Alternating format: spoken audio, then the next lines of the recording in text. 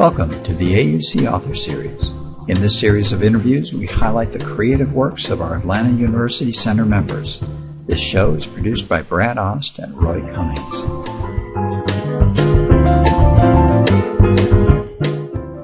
Our guest today is Dr. Jonell Pedescleaux, Assistant Professor in the Department of Kinesiology, Sports Studies, and Physical Education at Morehouse College.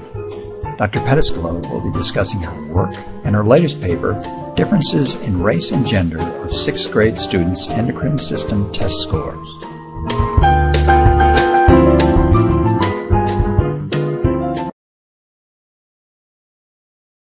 Dr. Pedescleaux, it's so good to have you here. You are here for the 2012 celebration of Atlanta University Center Faculty Scholarship, and you are part of that scholarship. And today you were teaching a class on a project that you did and that you're going to be telling us about. But I'd like to first talk about your work. You are a kinesiologist, or you teach kinesiology and something else as well. Could you sort of give us an idea of what that is? Yes, we teach, I work in the Department of Kinesiology, Sports Studies, and Physical Education.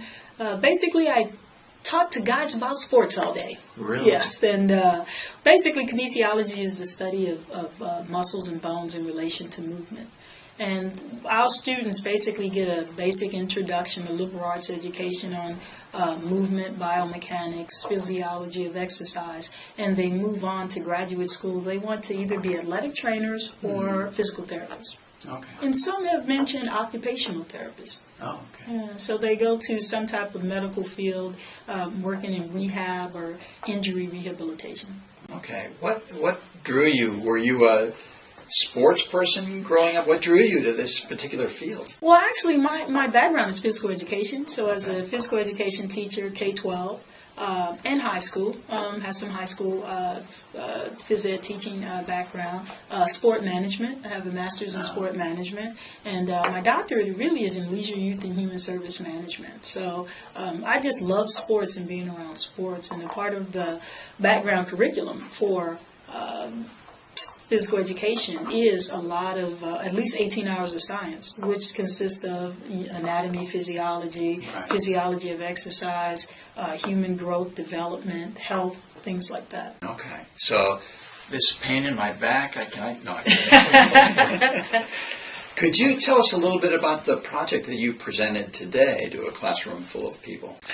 So the project today was a project I did in 2010. I presented it at the Iowa Education Research Association conference, and it was basically differences in race and gender test scores of the endocrine system. And the endocrine system is basically male and female body parts. Okay. And it was to 6th grade students. And so since I'm a health and phys ed teacher background, I had a best friend of mine, Wanda Martinez, and she assisted with the research. So she was a 6th grade science teacher, and so she had to teach her students the endocrine system, HIV and AIDS, and also sexually transmitted diseases. And so I was a new graduate with my doctorate at the time, and I said, I need data. Yeah. And so what do you want? Pre- and post-test scores. Let's see, are the students learning anything, and try to get a gauge of their grasp of certain subjects and body parts. And it was quite interesting. 6th graders are 11, 12, and 13-year-olds. So. Right. Some of them were quite ready to learn about their body parts, and then some weren't. So it was quite an interesting experience. And so she collected all the data, and we made a deal that once I analyzed it and got it all, and got the means of both groups, that I would come and present it to the class and let the students know how they did on the test. And so that's what I did. Okay. Yeah. Did anything come of that surprised you? It did. One thing surprised me. The research shows that when just in science in general, that females don't learn science or are not as adept to science as males are, especially when you look at boys and girls. And actually the pre-test scores, well, they were all pretty low, which we expected. And then the post-test scores, they were higher. Most of them were above 80%, but it were basically even. The girls and the guys, there were no really significant difference. In fact, when I did a male-female test of the means, the girls had a score of a 72 and the guys had a score of 71. So the girls did 1 percentage point, which is not significant, but 72 to 71, the girls did a percentage point better than the guys.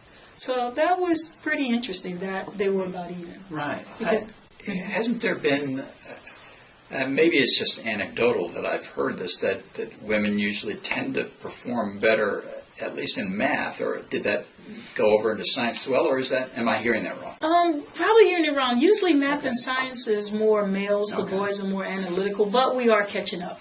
Okay. And that's what this study shows, that we're definitely catching up. And also, I was explaining to the group today that it's also the teacher attitude. Sometimes teachers, we do have preconceived biases that the guys are better in math, and so when we teach math or science, we may praise the boys a little bit more than we praise the girls. And so I read a study that said as a teacher, if you praise the girls as equally, then they'll score as high as the guys. So, and I think it has to do with the attitudes, but just the preconceived notions. Math and science is for guys, and English is for girls. Okay. Yeah. Do you find that the classes that you teach are dominated by males, or are there an equal number of females? Well, since I teach at Morehouse, it's all males. So. Oh. I'm a moron. Of course. Yes, it's dominated by males. Now, the field that I'm in, kinesiology, sports studies, physical education, dominated by males. Okay. Yeah, it's a male-dominated field. Now, physical therapy. Schools, like with the males will notice when they go to physical therapy school, is that you have a lot of females in physical therapy in the science fields now. But as a profession, sport management and physical education dominated by males. Right. Mm-hmm.